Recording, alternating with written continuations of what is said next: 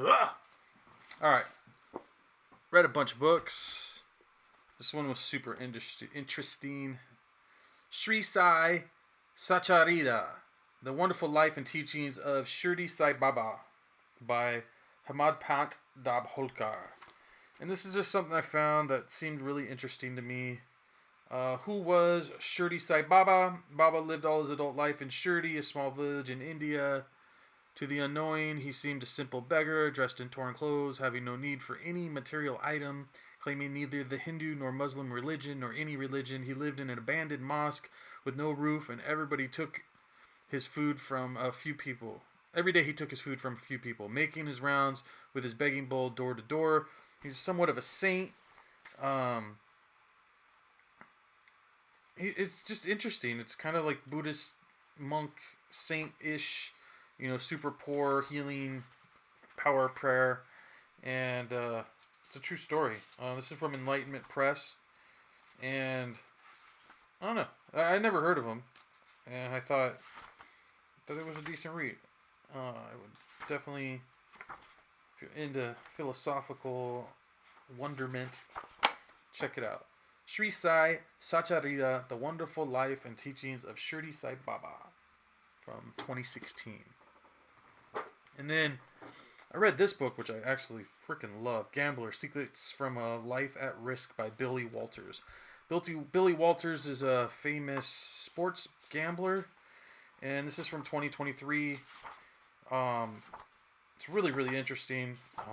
He also breaks down how to gamble and handicap, but his life, and he went to prison for stock fraud, and it's just really interesting. It's under sports and recreation, and I thought it was wonderful. Highly recommended. Gambler, Secrets from a Life at Risk by Billy Walters from 2023. And that was super good. And then, let me see here. I watched a ton of movies. I went to the theater and I saw Furiosa, which was fantastic. It's actually the first Mad Max I've seen in theaters. So I actually didn't really watch any of the Mad Maxes till recently.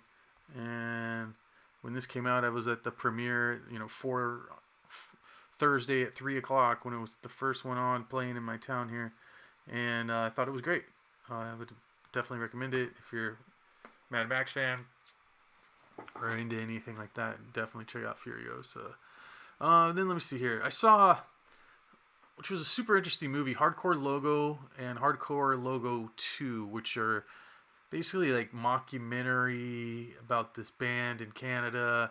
Super interesting. Hardcore Logo 2 is like a totally different movie that kind of goes on the premise of the documentary filmmaker, but I don't know. I thought it was really good. Hardcore Logo is from 1996, and it kind of chases that like grunge sound.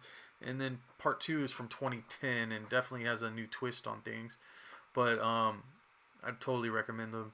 Saw Kingdom of the Planet of the Apes in theaters, and I thought it was good. Sometimes these super high budget stuff doesn't do it for me, but I did like that. And I saw Rushmore from 1998, directed by Wes Anderson. I thought it was good, fun. Would totally recommend it if you haven't seen it, or it's not as rad as some of his newer types of films, but it's interesting. Bill Murray and a bunch of fools. Let me see. I went back. I watched, which I loved as a kid, and I thought they were still pretty freaking funny. Starring John Ritter, Problem Child 1 and 2 from 1990 and 1991, and those are just classics. I don't care what age you are, what year it is. It's a good time. I saw The Parallax View from 1974, and it's kind of like a spy thriller. I thought it was really good, actually. I would definitely recommend it, and I had a lot of fun watching it. It's kind of old, but it's good. And then I had here on Blu-ray from the Criterion Collection, The Color of Pomegranates from 1969.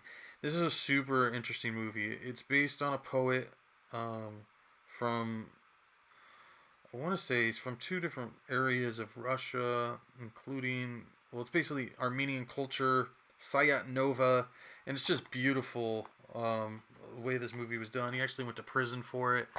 And it's just like an art film, super freaking rad, highly recommended. And I saw in theaters as well The Strangers Chapter 1, which is a horror movie. I thought it was good. I hadn't seen any of the other Strangers. I guess there's 2 other movies before it. This is called Strangers Chapter 1, so I didn't even know it was a sequel, prequel, carry on from anything else. But it's good. And I saw Armed and Dangerous, the old John Candy movie. And I thought that was really... I had never seen this, actually. Meg Ryan, Eugene Levy, and it's cool. Anything John Candy's good, but it's funny. It was great. That's from 86. And I saw... I think it's a Giallo, or it's considered a Giallo. 5 Women for the Killer. And this I saw on Blu-ray from Vinegar Syndrome. Giorgio Passini, a journalist, has just returned from an international assignment only to discover that in his absence his wife has died during childbirth. However, a seemingly unavoidable tragedy takes an unexpectedly sinister turn when Lydia Franzi, his wife's doctor, reveals that Giorgio was sterile and therefore couldn't have fathered his wife's child. So anyway, this is like a whodunit, and everybody thinks it's the dad, and he's freaking out, but I don't know. I liked it. That's from 74 in Italy, I think. And I saw this slasher, Hatchet, old school American horror, the next icon of horror.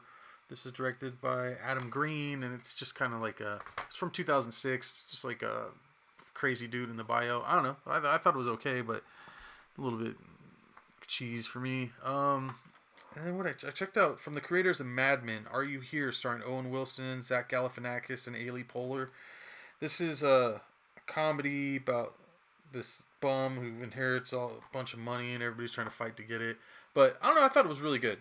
So I would highly recommend Are You Here with Owen Wilson and Zach Galifianakis. That being said, try your hardest, do your best, read more books.